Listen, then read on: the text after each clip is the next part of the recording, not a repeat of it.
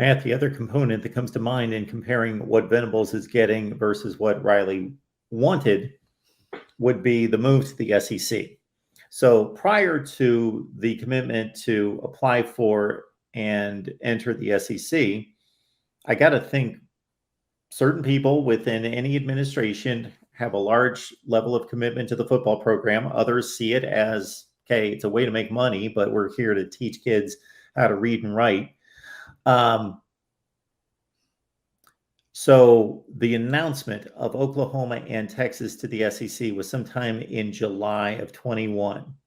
Now, we believe that that deal was done and being talked about and discussed at the highest levels for how many months prior to that? So what I'm leading to is for how long during Riley's tenure was he getting rebuffed on these, facility and other structural wishes and desires when maybe Oklahoma's stance was, we dominate this conference. We can take our chances in the playoffs. We're not going to spend X million dollars to secure or hope to secure better results in the playoffs when we own this conference. We're in a great position and we can take our gamble on possibly pulling off an upset at some point in these playoffs and getting it done.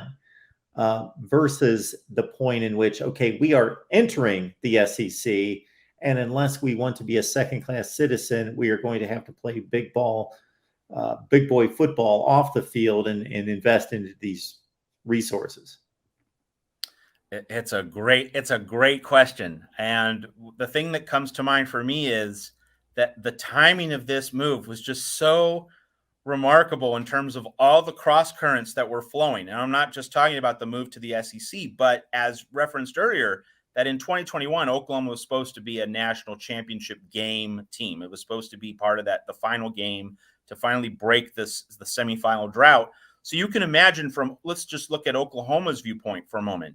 I'm sure that a lot of boosters and donors at Oklahoma entering the 2021 season, and again, casting aside the move to the SEC for a moment, they were just looking at the 2021 season as a prove-it moment for Lincoln Riley.